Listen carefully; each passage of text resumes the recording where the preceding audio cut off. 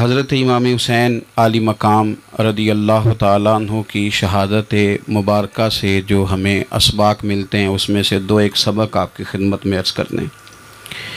पहले तो ये याद रख लें कि अल्लाह ताला ने अपने महबूब करीम अलैहिस्सलाम की ज़ुबान से हमें ये पैगाम दिया है कि तुम मुझे ये कहो कि अल्लाह, हमारी नमाज, हमारी कुर्बानियाँ, हमारा जीना और हमारा मरना, ये सब उस रब के लिए है जो तमाम जहानों को पालने वाला है। कुल इन्न सलाती व नुसुकी व महयाया व ममाती लिल्लाहि रब्बिल आलमीन। आप फरमा दीजिए, बेशक मेरी नमाज, मेरी कुर्बानियाँ, मेरा दुनिया में रहना, पर्दा करना, सब उस रब के लिए जो तमाम जहानों का पालने वाला है। सबसे पहले तो अपनी ज़िंदगी के अंदर 24 घंटों में से अच्छे तरीके से सोच कर, समझ कर, फ़िक्र कर कर गौर करें कि हमारे पास 24 घंटों में से कितना वक्त है जो हमने सिर्फ़ इसलिए सर्फ़ किया है कि हमारा दीन कुछ थोड़ा सा आगे बढ़ जाए और दीन के लिए हम कुछ अपने आप को पेश कर सकें। अपने वक्त का तयन करें। उसके बाद फिर अपना जितना माल अल्लाह ने दिया है, उस माल में से आप देखें कि हम क्या उसमें से इतना कुछ निकाल रहे हैं जो थोड़ा बहुत हमारे मज़हब के लिए, दीन के मिशन के लिए काम आ जाए। कुछ ना कुछ आप बाइस बने दीन फैलाने का। रसूल करीम सल्लल्लाहु अलैहि वसल्लम ने इस ड्यूटी को इस रंग में बयान किया है। हुजूर ने फरमाया कि बल्लिगु अन्नी वलौ आया, एक आयत तुम तक पहुंच गई है, अब मैं तुम्हारी ड्यूटी लगा रहा हूं कि तुमने उस आयत को आगे पहुंचाना है। सहाबा अगर अबलागे दीन ना करते, तबलीग ना करते, अपने पास चीज़ें रखते, तो हम तक दीन पहुंचता ना। उन्होंने बड़ी ज़िम्मेदारी के साथ, रिवायत हदीस का मामला हो या हिफ्ज़ दीन का, बड़ी ज़िम्मेदारी के साथ फिर हमारे मुहद्दिसीन ने मेहनत की और किताबें जमा करके तरतीब दे के हम तक पहुँचाई। हमारी ये ज़िम्मेदारी है कि हम खैर की बात आगे पहुँचाएँ, खैर की बात। हमें बड़ी मिसालें आती हैं, बड़ी सारी चीज़ें हमारे पास होती हैं, बड़ा कुछ हम कह सकते हैं, बड़ी हमें कहानियाँ याद होती हैं। तो ये तो हमें उलझा देगा ये सारा मामला। क्या ये अच्छा हो कि हम जुमे वाले दिन अपने ख़तीब साहब से जो हदीस सुनते हैं उसे अच्छे तरीके से ज़हन में बिठाएं और फिर पूरा हफ्ता घर के अंदर, बाज़ार के अंदर, गली के अंदर, दोस्तों में, बच्चों में जब भी बैठें तो अपनी बात मदीने वाले रसूल की बात से शुरू करें। और आपको जायका इतना मिलेगा कि किसी ने हज़रत अबू हुरैरा रदी अल्लाह ताला अन्हु से पूछा था कि आपको क्या शहद लगा हुआ है कि हर वक्त लोग आपके गिर्द बैठे रहते हैं, हर वक्त मजमा ही रहता है। कुछ लोग होते हैं ना जी, वो बैठ जाएं तो महफिल हो जाती है, चलने लगें तो जुलूस हो जाता है। कुछ लोग होते हैं। तो कहा हज़रत आप कौन सा शहद है? तो हज़रत अबू हुरैरा फरमाने लगे, शहद मियाँ कोई भी नहीं, मैं न किसी को अपनी बताता हूँ, ना बाप दादा की बताता हूँ, ना बरादरी कबीले की बताता हूँ, मैं तो जिसको भी बताता हूँ मोहम्मद अरबी की बात ही बताता हूँ। तो बस ये आप समझ लें कि मेरी बात बन गई है तेरी बात करते करते। तो एक ये बात आपने ज़हन में रखनी। दूसरा पैगाम मेरा आपके लिए ये है आज की इस खूबसूरत बज़्म में कि दीन और दीनदार लोग एक नेकी करें कि वो लोगों के दिलों में अगर दीन की मोहब्बत नहीं भर सकते तो कम से कम नफ़रत तो ना भरें। अब तो यकीन करें कि तकलीफ़ रोज़ बरोज़ बढ़ती चली जा रही है। यूँ लगता है कि दीन दुनिया में सिर्फ बहस करने के लिए आया, लड़ाइयाँ ही लड़ाइयाँ, मुनाजरे ही मुनाजरे, बहस ही बहस। क्या शक्ल दिखा रहे हैं हम लोगों को मज़हब की कि इसमें सिर्फ बहस है, लड़ाई है। नबी पाक सल्लल्लाहु ताला अलैहि वसल्लम कम नाराज़ होते थे, लेकिन मुस्लिम शरीफ में हदीस है, कुछ लोगों ने शिकायत लगाई कि या रसूल अल्लाह सल्लल्लाहु अलैहि वसल्लम, हमारी मस्जिद का इमाम लंबी नमाज पढ़ाता है। कोई इतना काबिल ताज़ीर जुर्म तो नहीं था, नमाज लंबी पढ़ाता है। तो मुस्लिम शरीफ में है कि अल्लाह के महबूब सल्लल्लाहु ताला अलैहि वसल्लम गज़बनाक हुए। और लफ्ज़ क्या है? हुजूर फरमाने लगे, मैं लोगों को दीन के करीब करता हूँ, तू दूर करता है। फरमाया खुद पढ़नी हो तो जितनी मर्जी लंबी पढ़ना, लेकिन लोगों को मुख्तसर नमाज पढ़ा ताकि वो दीन के करीब आएँ। हुजूर मुफ्ती आज़म आलम इस्लाम शहज़ादा आला हज़रत शेख मुस्तफ़ा रज़ा खान साहब रहमतुल्लाह अलैह, हमारे दादा मुर्शद, आपके ख़िलाफ़ कुछ लोगों ने किताब लिखी और बरेली शरीफ के उर्स में वो किताब बांटी गई। 24 सफ़र को उलमा की वहाँ मीटिंग होती है और हज़ारों उलमा उसमें रासिखुल इल्म लोग वहाँ मौजूद होते हैं, रासिखुल अकीदा। हुज़ूर मुफ्ती आज़म ने वो किताब सामने रखी और किताब सामने रख के उलमा से कहा कि ये शरई एतराज़ है मुझ पर और ये उसका जवाब है, ये शरई एतराज़ है, ये उसका जवाब है, ये शरई एतराज़ है, ये उसका जवाब। जो शरई एतराज़ थे उनके जवाबात दे दिए। फरमाया कुछ इन्होंने ना इखलाकी एतराज़ात किए हैं तो मैं किसी की ज़ात पर उतर कर बात नहीं करना चाहता। कुछ इन्होंने ज़ाती एतराज़ात किए हैं और जो मुहज़्ज़ब कौमें होती हैं वो किसी शख्स की शख्सियत पर उतर कर, नीचे उतर कर बात नहीं करती। तो ये शरई एतराज़ात थे, ये जवाब है। तो उलमा ने पूछा कि हज़रत ये किताब कब छपेगी? तो आप फरमाने लगी छपेगी कोई नहीं। ये कहा हुज़ूर ने आपके ख़िलाफ़ लिखा है तो आप कहते हैं छपेगी नहीं, आपको भी तो छापनी चाहिए। तो आप फरमाने लगे यार जी उन्होंने लिखा है तो कुछ बंदे ना इस किताब की वजह से मुझसे कट के उनसे जुड़ गए। तो अब जब उनका ज़हन मुझसे कटा है, किसी और की तरफ जुड़ा है, तो अब मैं जवाब लिखूँगा तो वहाँ से भी कट जाएंगे, तो फिर मुंतशिर हो जाएगा उनका जहन, हो सकता है किसी गुमराही की जानिब चले जाएं। तो चलो मेरी एक ज़ात हदफ़ तनकीद बनी है तो कोई हर्ज नहीं। मैं नहीं चाहता कि मेरी वजह से कुछ लोगों का ज़हनी नुकसान हो। मैं लोगों को मुस्तफ़ा के दीन का प्यार देना चाहता हूँ, दीन से बेजार नहीं करना चाहता। मेहरबानी फरमाएं। मैंने जुमे में भी यूँ दोनों हाथ बांध के कहा था, तकरीर करने वालों, नकाबत करने वालों, बस करो। आप अपनी तकरीर चमकाने के लिए कौम को तकसीम कर देते हो।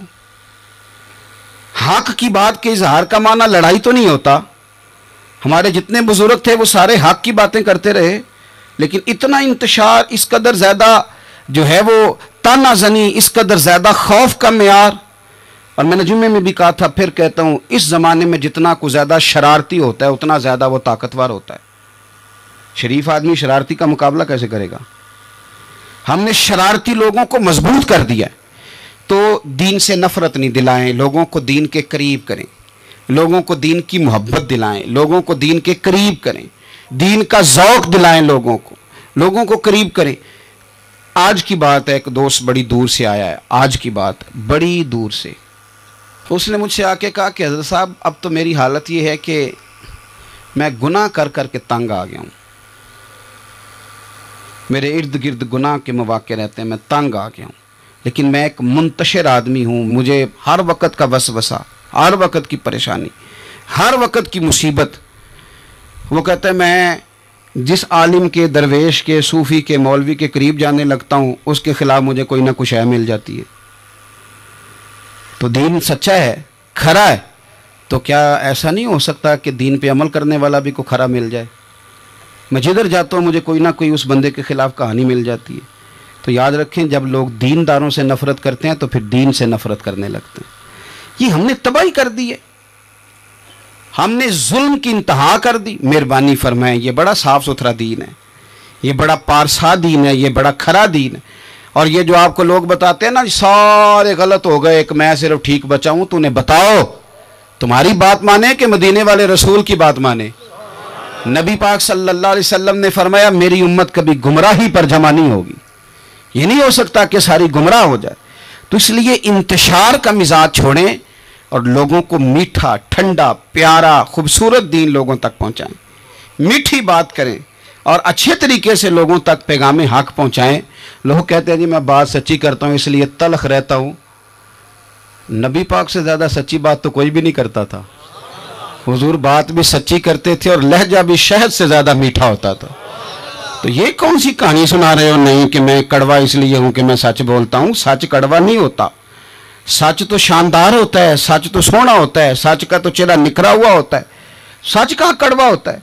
कड़वा कुशैला तो तू है, इसलिए तूने सारी तबाही उतार दी। तीसरी बात, आज की इस गुफ्तगू में तीसरा पैगाम इमाम अली मकाम की शहादत के लिहाज से ये सुने कि ज़रूरी नहीं कि जो बात आप कर रहे हों सारे लोग उससे एग्री भी करें, ये भी ज़रूरी।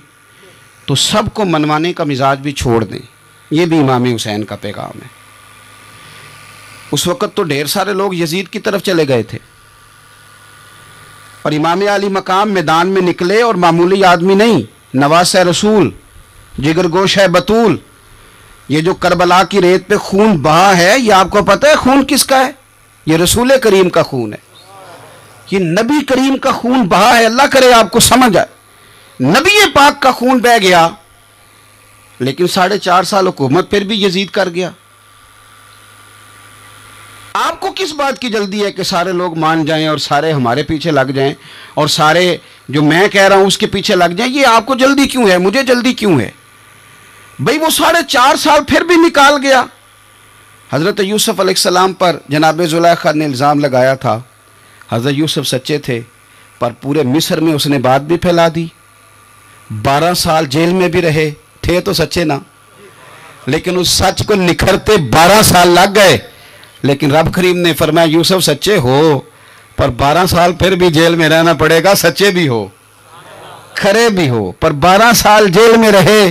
पर अर्श के मालिक ने फरमाया पहले आप मिस्र के कैदी थे, अब आपका सच निखर गया है तो मिस्र का हुक्मरान बना दिया जाएगा। चौथी बात ये सुने और अच्छे तरीके से।